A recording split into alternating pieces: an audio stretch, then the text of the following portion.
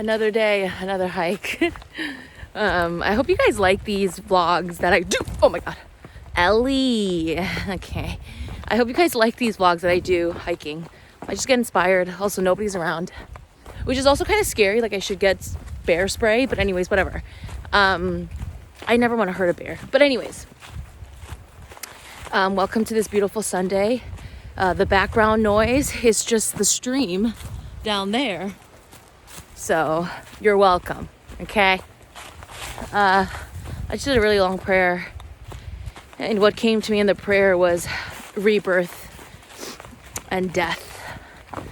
I think it's also very appropriate since I'm walking through the woods and all of the trees, all the leaves have fallen. They're dead. The trees are all preparing for winter, and it is very appropriate as we close the end of this year and go into a new year. Listen, as much as like winter makes me wanna pull my hair out, I'm an East Coast girl, born and raised, East. I don't know if people do that, but anyways, until I lived in California, I think I took it granted for seasons. And I think the beautiful thing about seasons on the East Coast is that it's this constant reminder of dying and rebirthing ourselves again. What does it mean to die and be rebirthed again? Before I really truly understood this concept, I was always afraid of the death.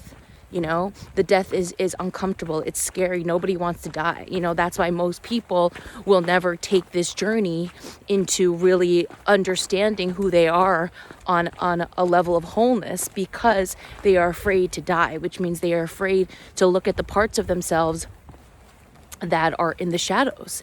And now I'm really in this place in my journey where I so fully embrace and accept and welcome in the death, because I know after death there is the rebirth. And what does a rebirth mean? It's the rebirth of you. You know, this journey is constantly about versions of yourself dying, and then the real versions of you waking up and coming together. And this whole year for me has been a death and a rebirth, for sure. And now as we close winter and we go into a new year, it really feels like I'm laying down the version of me that was so in fear all the time, so in lack, so in unworthiness and undeservingness and blah, blah, blah.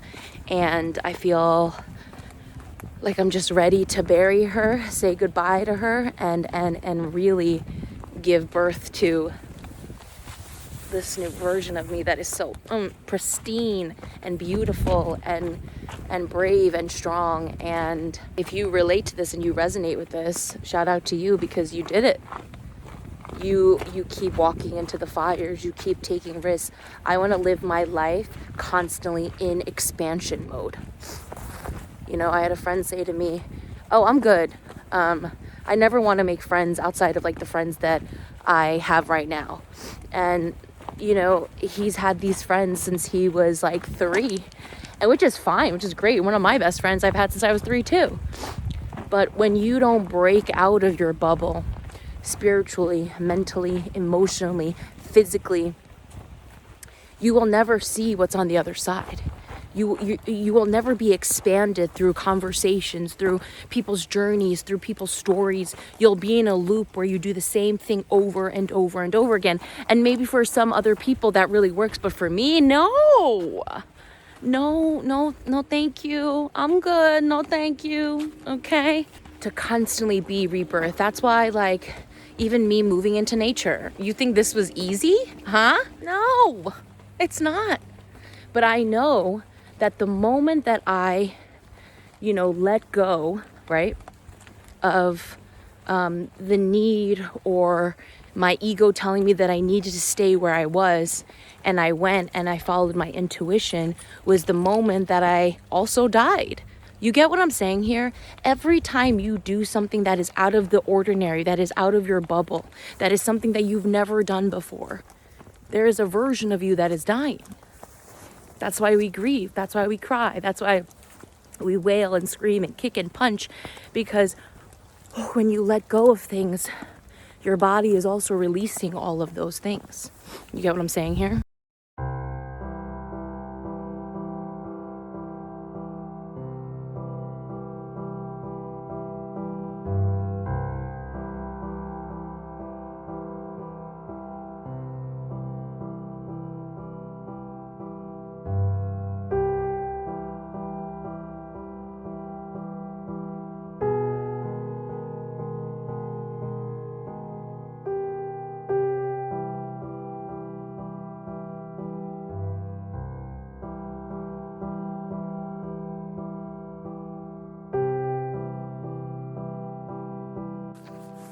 One of my favorite quotes of all time, Pema Chodron.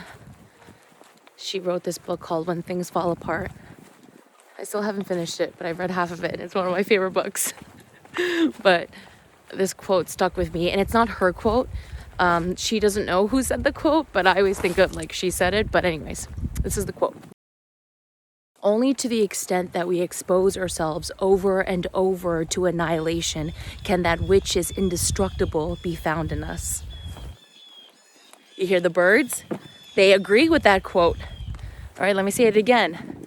Only to the extent that we expose ourselves over and over to annihilation can that which is indestructible be found in us, which in layman terms means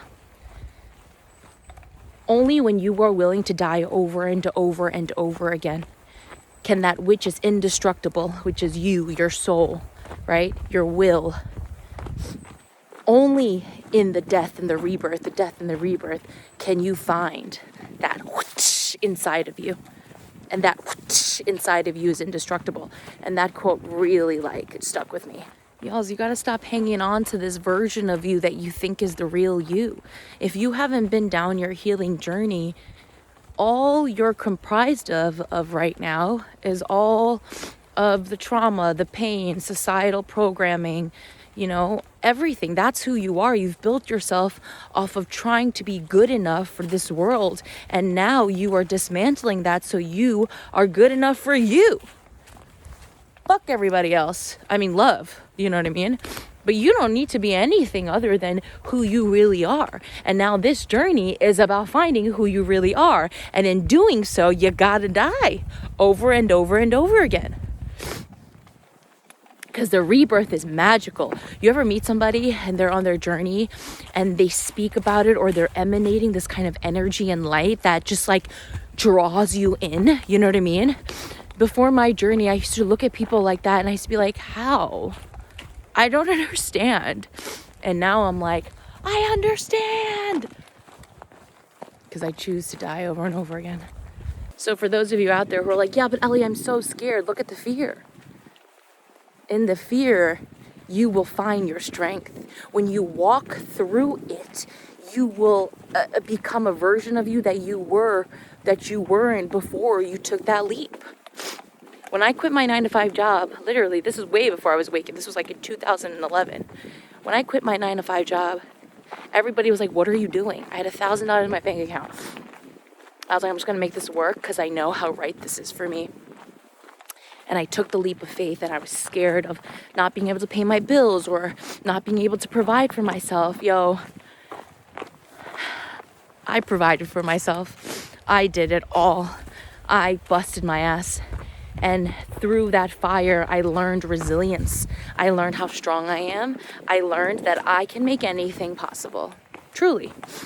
And along the way, there were a lot of times I lost myself, and I think all of it led me to right here in this moment of relinquishing and releasing all that just doesn't make me feel good, all that doesn't make me be the best version of me. I want to constantly come from here, constantly. And I want to choose all that leads me right back to here. We are here to remember. I am here to remember me. To unravel, to dismantle all of the programs within me that are so instilled in me. And as I let go, I am rebirthed. And that's what this year truly has been about for me. I think all my vlogs are really going to be just reminiscing about this year. I have died and I've been born again many times this year. And as 2021 closes, I lay myself again down and I say, goodbye, this version of me. I'm ready for the next real version of me. I love you guys. Be kind to yourselves. Be kind to Mother Earth and all living beings. I am you and you are me. Subscribe. Let me know in the comment section below. When was your last death? And are you in your rebirth? I love you. Catch you on the flip side.